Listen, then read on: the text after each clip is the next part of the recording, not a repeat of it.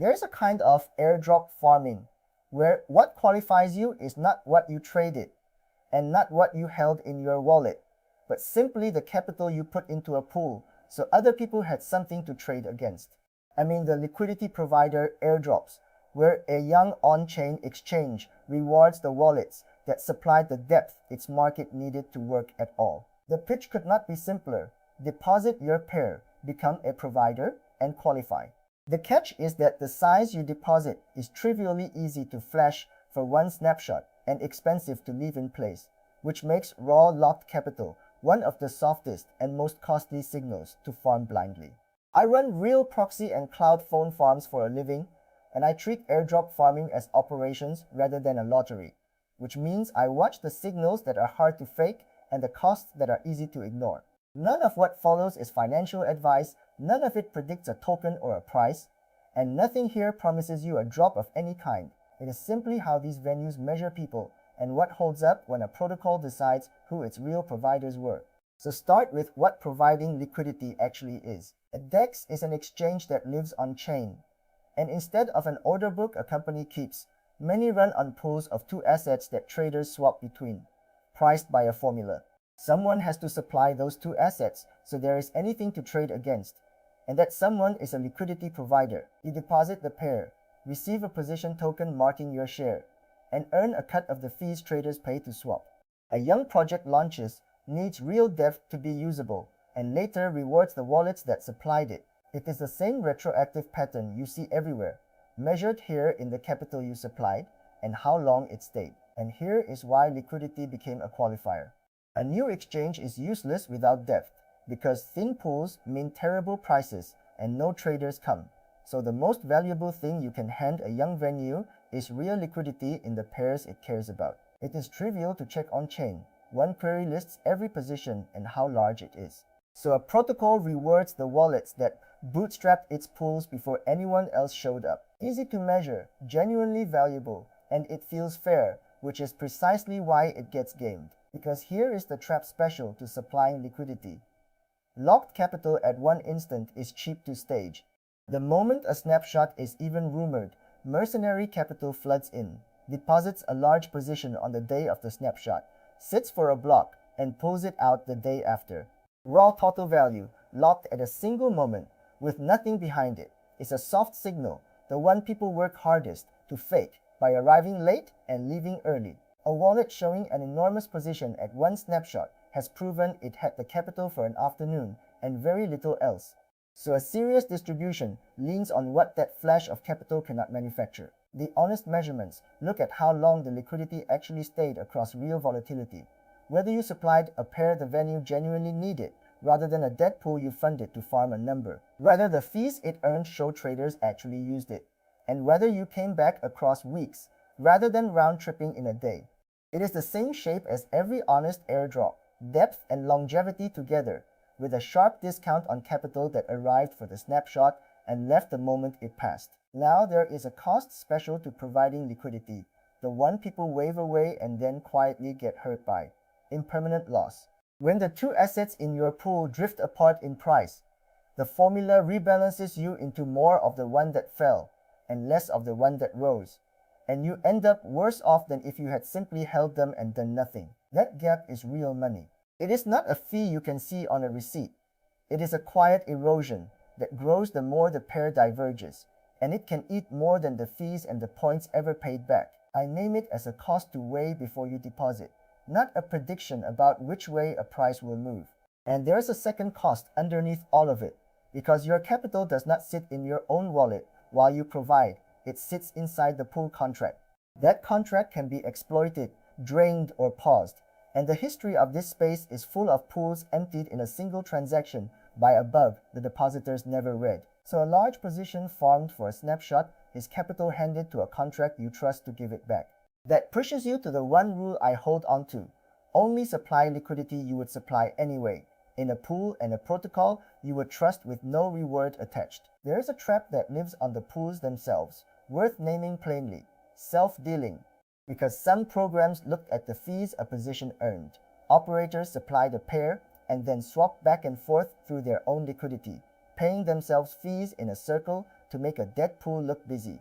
It is easy to recognize because a real pool has many independent traders, while a self-dealt loop is one entity trading with itself, and the distribution built to find real providers sets that loop activity aside. There is an identity reality here too, and like everywhere on-chain, it lives in the funding. A wallet is just a key pair, free to generate by the thousand, which is why generating them is never the signal. The moment you fund a swarm of them to each supply the same pool, you draw a funding graph, a plain picture of where the money came from. Fund 100 wallets from one exchange withdrawal, send them all to deposit the same pair in the same hour, and you have tied everyone together at the root before the snapshot is ever taken. Now the defensive part, explain the way I always explain it, from the outside and honestly. A protocol and the analyst designing its distribution. No one operator will supply a whole crowd of positions, wallets funded from the same place, all depositing the same pair in the same window, often the very same round amount. That coordinated block reads as precisely what it is, one entity wearing many hats, the same way a cluster of trading wallets gives itself away anywhere on-chain. Real providers are messy by comparison, supplying different pairs and sizes across different weeks, while 100 wallets that each deposited the same round amount into the same pool in the same hour look like one operator counted 100 times, and the clustering sets that whole block aside. I am describing how that detection works, so you understand the terrain, not handing you a method to slip through it. It is worth stopping on what a points balance or a liquidity leaderboard actually is, because these dashboards are built to make it feel like money. It is not. Many venues run points on supplied liquidity for seasons before any token exists, and the weighting is entirely theirs to design. A points balance is a private scoreboard the team may later convert into a token on whatever terms it decides. A huge number glowing next to your position is a decision that has not been made, and treating it as money already earned is the cleanest way to lock real capital in a pool for a season and receive very little. Diben sitio. The timing lesson from the rest of airdrop farming carries straight over. Providing history accumulates, and you cannot backdate it. A wallet that floods a pool the week a token is rumored has exactly that much behind it, while a wallet that supplied the venue months earlier and left its capital there carries a weight the late one cannot manufacture. Being early here is not a burst of capital you park at the last minute. It is depth you actually provided and risk you actually carried before there was ever a drop to chase. The risks here are real and worth stating without spin. A protocol can gather liquidity for a year, take your exposure and your attention, and never issue a token at all. It can issue one and draw its line somewhere that leaves you out, change its formula late, or decide the capital you parked for a snapshot no longer qualifies. The pool contract can be exploited and empty your position regardless of any airdrop, and the impermanent loss can quietly cost more than any drop would have paid. This is real capital at real risk against a decision you do not control. Read the actual rules of each program too, because they genuinely differ. Some weight the raw capital, some the time it stayed, some the fees it earned, some only the specific pairs the venue wanted seeded, and some penalize capital that clearly arrived for the snapshot and left. Those are different worlds, and assuming the wrong one can waste a whole season of exposure. I will not tell you a given pool or protocol is safe, legit, or a scam as a blanket label, because that is not mine to declare in the abstract. Read what the team publishes about how it thinks of real liquidity, and judge it on what it shows you. Treat the whole thing with plain ops discipline. Keep an honest record of every pool you supplied, from which wallet, which pair, how much, how long it stayed, what it earned in fees, and whether you would supply it with no drop at the end. Then read that record without sentiment and prune it. A pool you only seeded for the points, whose divergence quietly ate more than the fees ever paid back, is a cost to stop carrying. The operators who do well here are not the ones spreading identical positions across a swarm. They are the ones supplying a couple of pools they genuinely understand. What actually protects you is liquidity you would provide anyway. A wallet that genuinely supplied a pair you would hold, in a protocol you would trust with that capital, left it through the volatility like a person rather than a script, and came back across months, is indistinguishable from a real provider for the simplest possible reason: it is one. There is no swarm to hide inside, no funding trail to explain, no self-dealt loop to account for, because you are not performing depth across a crowd of clones. You are providing as yourself. If my only reason to add a position is the drop, I weigh the divergence and the contract risk, and usually I leave the capital where it was. So the reframe I would leave you with is this. Farming liquidity airdrops is not a scheme to flood the same pool with a swarm of identical positions for a single snapshot.